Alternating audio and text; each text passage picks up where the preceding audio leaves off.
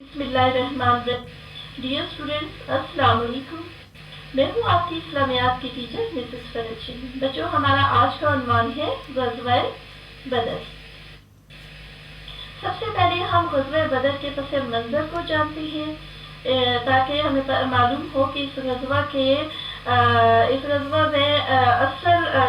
होने में असल वजह क्या थी।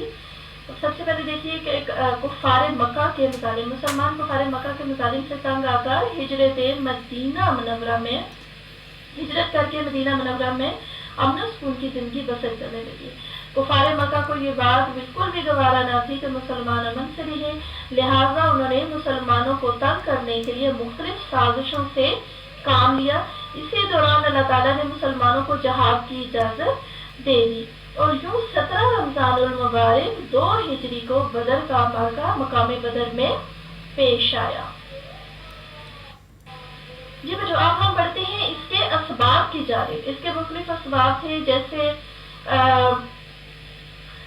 हिजरत मदीना, कुफ़ार मक्का की तिजारत, खतरा कुफ़ार, चरागाह पर हमला, ग़ज़वा बदर की फौरी वजह, काफ़िला अबू सुफियान, माल तिजारत, खौफ़े अबू सुफियान, 1000 लश्कर, मुसलमानों पर हमला, कुफ़ार की आमद की खबर, काफ़िला मुजाहिदीन, हथियारों की कमी, कुफ़ार मक्का के हथियार, दुश्मने इस्लाम, जुल्म और सितम और हिजरत मदीना। जी बच्चों, सबसे पहले हम देखते हैं कि दुश्मन इस्लाम क्या थे। कुफ़ार मक्का इस्लाम के सबसे बड़े दुश्मन इस्लाम थे। उन्होंने मुसलमानों को जुल्म और सितम का निशाना बनाया। जब मुसलमान हिजरत करके मदीना मुनव्वरा चले गए तो कुफ़ार मक्का मदीना मुनव्वरा में मुसलमानों को खुश नहीं देख सकते थे। कुफ़ार मक्का की मैशियत का इन्हिसार तिजारत पर था, लिहाजा कुफ़ार मक्का को खतरा लाहक हुआ कि अगर मुसलमान ताकत में आ गए तो वो उनकी तिजारत को कहीं नुकसान न पहुंचाए। कुफ़ार मक्का के एक सरदार ने मदीना मुनव्वरा के करीब एक चरागाह पर हमला करके मुसलमानों के मवेशी पकड़ लिए। ग़ज़वा बदर की जो फौरी वजह बनी वो थी अबू सुफियान का तिजारती काफिला, जो शाम से माल तिजारत लेकर वापस लौट रहा था। जब ये काफिला मदीना मुनव्वरा के करीब पहुंचा तो अबू सुफियान को खौफ हुआ कि कहीं मुसलमान काफिले को न लूट ले, इसलिए उसने मदद के लिए मक्का पैगाम भेजा और इस पर 1000 का लश्कर मदीना मुनव्वरा की तरफ मुसलमानों पर हमला करने के लिए रवाना हो गया। बच्चों, जब रसूल पाक सल्लल्लाहु अलैहि वसल्लम को कुफार के लश्कर की आमद की खबर हुई तो आप सल्लल्लाहु अलैहि वसल्लम कुफार का रास्ता रोकने के लिए बदर की तरफ रवाना हुए। तो उस वक्त आप सल्लल्लाहु अलैहि वसल्लम के साथ 313 मुजाहिदीन थे, जिनमें 82 मुहाजिरीन और बाकी अंसार थे। इस्लामी लश्कर के पास लड़ने के लिए पूरे हथियार भी नहीं थे, यानी उनके पास हथियारों की बहुत कमी थी। मुसलमानों के पास कुल 6 तलवारें थी, सवारी के लिए 70 ऊंट और 2 घोड़े थे। और जबकि उनके मुकाबले में कुफार का लश्कर 1000 अफराद पर मुश्तमिल था। उनके पास 100 घोड़े, 600 ज़ेरे और सैकड़ों ऊंट थे। लेकिन मुसलमान अपनी कम तादाद और कम हथियारों के बायस बिल्कुल भी घबराए न, बल्कि बातों के सामने डट गए और जज्बा ईमानी के साथ आगे बढ़े। जी बच्चों, उस वक्त जो वाक़यात दरपेश हुए उनमें था कि मूसलाधार बारिश, लड़ाई की इब्तिदा, आम जंग, मुसलमानों की कामयाबी, गैबी मदद, कुफार का कत्लेआम, शहीद मुसलमान और बदर के कैदी। सबसे पहले हम देखते हैं कि मूसलाधार बारिश का क्या वाक़या पेश आया था। जी बच्चों, उस वक्त कुफार और मुसलमानों के लश्कर बदर के मुकाम पर आमने सामने जब हुए तो लड़ाई से एक रात पहले अल्लाह ताला ने मूसलाधार बारिश बरसाई, जिससे मुजाहिदीन ताज़ा दम हो गए, यानी उनकी सारी थकावट दूर हो गई। उसी रात रसूलुल्लाह सल्लल्लाहु अलैहि वसल्लम ने अल्लाह ताला से कामयाबी की दुआएं की। उसके बाद 17 रमज़ानुल मुबारक में लड़ाई की बाकायदा 17 रमज़ानुल मुबारक 2 हिजरी को लड़ाई की बाकायदा इब्तिदा हुई। कुफार की जानिब से अतबा और उसका भाई शेबा और उसका बेटा वलीद बिन अतबा मुसलमानों से लड़ने के लिए निकले। मुसलमानों की जानिब से हजरत अली, हजरत हमजा और हजरत उबैदा बिन हारिस रज़ी अल्लाह ताला अन्हुम उनका मुकाबला करने के लिए निकले और वो जल्द ही उन तीनों काफिरों को قتل کر دیا گیا۔ اس کے بعد عام جنگ شروع ہوگی، مسلمانوں نے بڑی بہادری کا مظاہرہ کیا، بالآخر مسلمانوں کو کامیابی ملی۔ اس جنگ میں فرشتوں کے ذریعے اللہ تعالیٰ نے مسلمانوں کی غیبی مدد فرمائی تھی۔ ابو جہل جو کفار کے لشکر کی قیادت کر رہا تھا، وہ دو نوعمر مجاہدین معاذ اور معاذ رضی اللہ تعالیٰ عنہ کے ہاتھوں قتل ہوا۔ اس لڑائی میں 70 کافر مارے گئے، جن میں ان کے بڑے بڑے سردار بھی تھے۔ کفار کے 70 آدمی قیدی بھی بنے، جبکہ اس لڑائی میں صرف 14 مسلمان شہید ہوئے۔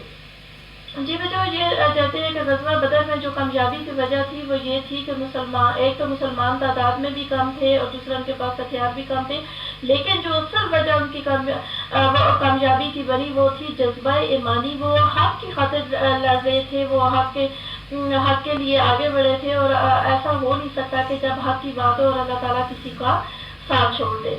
تو یہی وجہ تھی کہ مسلمانوں کا جو غرور تھا وہ خاک میں مل گیا، اور اللہ تعالیٰ نے مسلمانوں کو کامیابی عطا کی۔ اس کے بعد دیکھتے ہیں بیٹا کہ غزوہ بدر کے جو نتائج تھے وہ کیا تھے۔ ایک تو تھا معرکہ حق و باطل، یعنی غزوہ بدر جو تھا وہ حق و باطل کا معرکہ تھا، جس میں حق کو کامیابی ملی اور باطل ناکام ہوا۔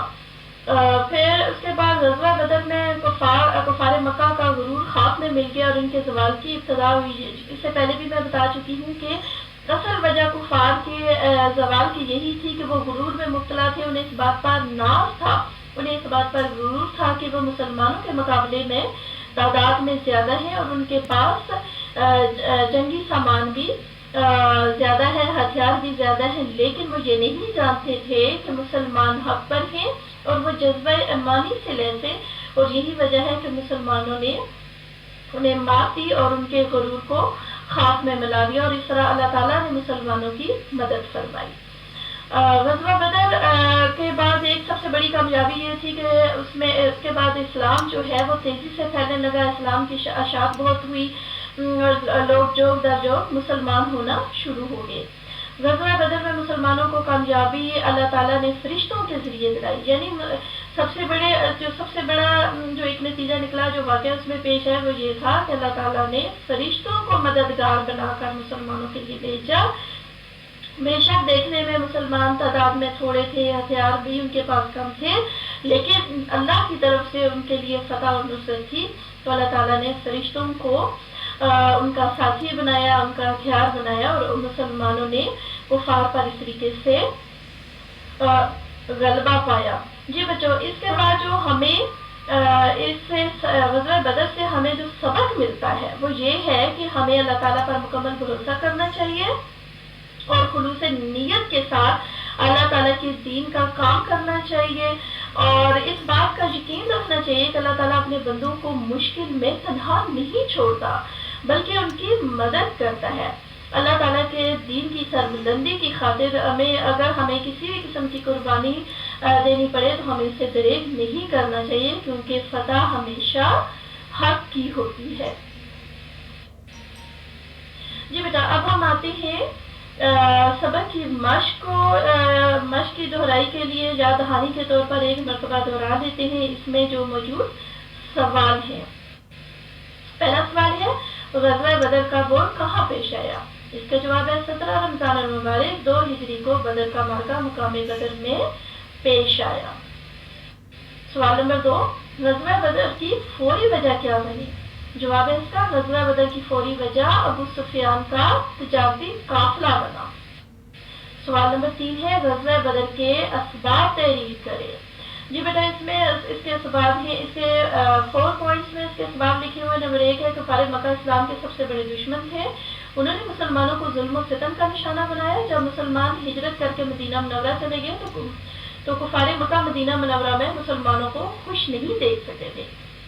کفار مکہ کی معیشت کا انحصار تجارت پر تھا۔ کفار مکہ کو خطرہ لاحق ہو گیا کہ اگر مسلمان طاقت میں آ گئے تو وہ ان کی تجارت کو نقصان پہنچائیں گے۔ پوائنٹ 3 ہے کہ کفار مکہ کی ایک سردار مدینہ منورہ کے قریب ایک چراگاہ پر حملہ کر کے مسلمانوں کے مویشی پکڑ لیے۔ پوائنٹ 4، غزوہ بدر کی جو فوری وجہ بنی ابو سفیان کا تجارتی قافلہ جو شام سے مال تجارت کے ساتھ واپس لوٹ رہا تھا۔ جب یہ قافلہ مدینہ منورہ کے قریب پہنچا تو ابو سفیان کو خوف ہوا کہ کہیں مسلمان قافلے کو لوٹ نہ لیں، اس لیے اس نے مدد کے لیے مکہ پیغام بھیجا۔ اس پر 1000 کا لشکر مدینہ منورہ کی طرف مسلمانوں پر حملہ کرنے کے لیے روانہ ہو گیا۔ اس کے بعد اس کا سوال نمبر 4 ہے غزوہ بدر کے کیا نتائج نکلے؟ جی بیٹا ابھی ہم نے آخر میں بھی غزوہ بدر کے جو نتائج میں نے آپ کے ساتھ ڈسکس کیے وہی ہیں۔ اس میں 4 نتائج ہیں کہ غزوہ بدر حق و باطل کا معرکہ تھا جس میں حق کو کامیابی ملی اور باطل ناکام ہوا ہے۔ نمبر 2 غزوہ بدر میں کفار مکہ کا عروج حق میں مل گیا اور ان کے زوال کی ابتدا ہوئی۔ نمبر 3 غزوہ بدر میں کامیابی کے بعد اسلام تیزی سے پھیلنے لگا۔ اور نمبر 4 غزوہ بدر میں مسلمانوں کو کامیابی اللہ تعالیٰ نے فرشتوں کے ذریعے دلائی۔ جی بیٹا یہ تو تھا ہمارا